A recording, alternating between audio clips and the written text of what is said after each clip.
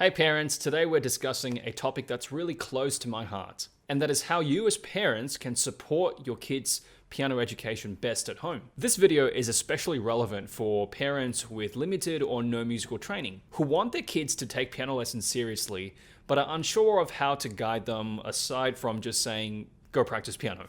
I want to give you parents 5 specific tips to try at home so that you can not just be more informed, but also more involved in your kids' beautiful piano journey. Tip number 1 is to ask genuine and specific questions about their piano lessons. Ask your kid about what they learned in today's piano lesson. Encourage them to share their achievements as well as their struggles. As someone who's taught piano for 10 years, I can see from first-hand experience that parents who show this genuine interest for their kids' piano lessons makes the kid feels like there is someone else that's on this journey with me, that I'm not so lonely. They know what I'm doing, and it helps keep my enthusiasm high. At a very basic level, you can ask your kids about the title of the pieces they're working on, just to even know what they're called. So next time at like a family or social gathering, if let's say your kid wants to play a song, you can go, oh, why don't you play A Little River that you've been working on for the past 2 weeks? You know, just showing them that you're aware of what they're working on helps them to feel like their work is validated and that piano is a family thing rather than just like a myself kind of thing.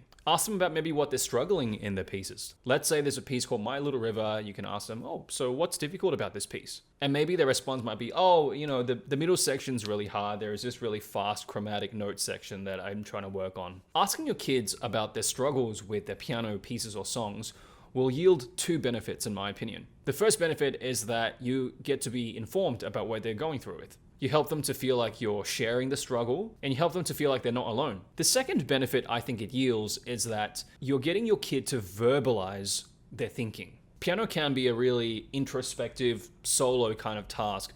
So sometimes we have a lot of conscious or subconscious thoughts that are just really messy and stuck in our head.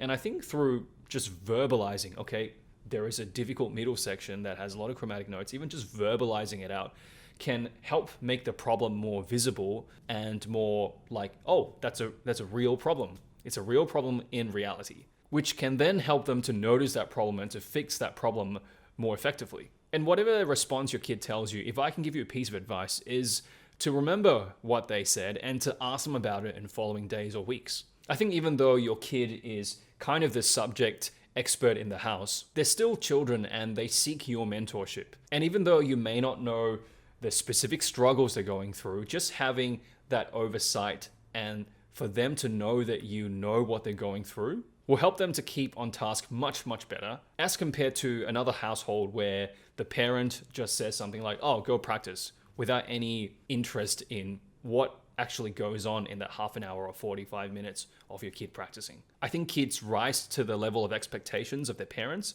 So if you say, go practice, they'll just, kind of go and pass off that 30 minutes or 45 minutes kind of mindlessly. But if you ask them specific things, it's almost like you're priming them to practice more effectively.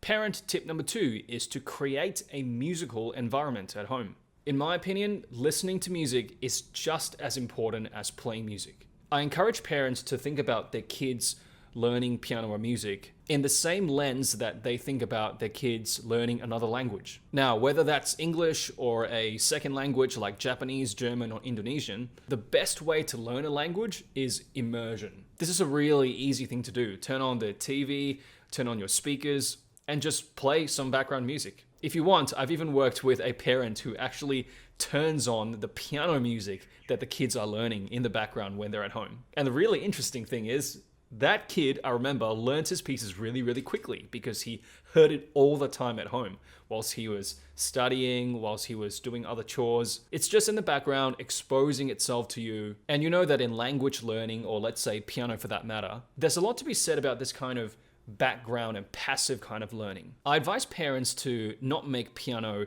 a separate activity that your kid feels like there are no relevance to other parts in life. Try to create a musical life for your kid, and I think playing and practicing piano will fit really nicely into that picture. This is reflecting on my own experience too. When I was younger, I used to listen to lots of music and watch lots of movies that, come with good soundtracks. And I used to fall in love with pieces all the time. And the routine of listening to music and falling in love with music, there was always a new project or a new piece for me to work on. The novelty of it all just helped me to have such a high motivation and it kept me learning for years and years and years. So a couple of recommendations I have is just to put on some background music in the house, whether they're studying, whether they're doing chores or whatever, just have some music in the background. Music is nice anyway. Music makes us feel good. If not for the educational goals, at least just put it on for a bit of, well-being reasons. And the second suggestion I have is just to maybe research some good pieces or good movies with good piano music and try to consume those content. Create moments where your kid can exist in a musical world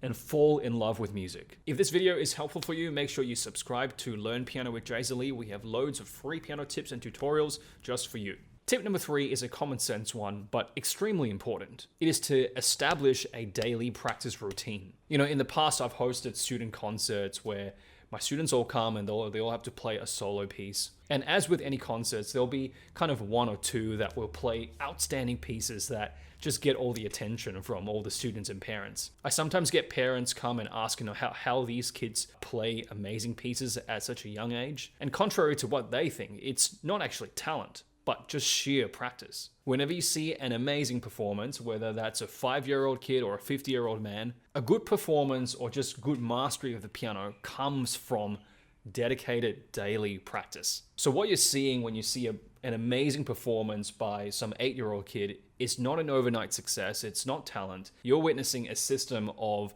minimally 3, 4, 5 years of daily hardcore practice. So I suggest parents to establish that sense of practice every day. Try to make your kid think like it's like brushing your teeth or going to school. It's just part of your day.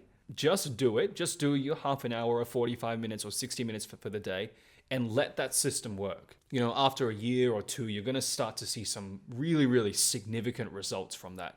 Compared to other students who are practicing like a couple of times in the week because of social gatherings or other commitments. Parent tip number 4 is to provide a good instrument. This of course depends on your unique family budget, but a decent piano makes all the difference. If an acoustic piano is out of reach, a decent keyboard that has weighted keys will do just fine. I remember years ago I was teaching a student.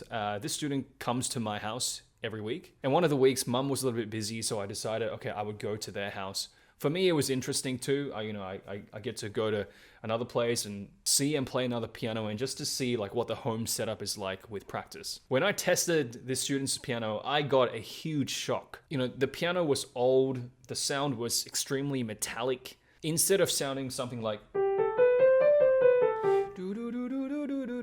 it was sounding like bam, bam, bam, bam, bam, bam, bam, bam, bam. For me, it just sounded really metallic, gross, and it didn't sound soothing at all. I can't imagine what it would have been like to practice on such a instrument for lengthy amounts of time. Not to mention, the piano was not in tune as well. The piano was probably not tuned for 1 to 2 years. So anyways, their mum was mentioning to me before, why don't my kids naturally practice piano? Why do I always have to nag them? And the first advice I gave her was, you need to tune your piano. You need to make this toy an attractive piece of toy to play with. Reflecting on my story too, when I was a bit younger, I've seen many students, when the budget allows, whether they upgrade to a nice keyboard with weighted keys or to a real acoustic piano, I always see this like almost huge improvement when they upgrade to another piano, because buying another piano and having a nice sounding instrument just makes practice so much more rewarding and educational. As piano students, we're trying to express something on the piano,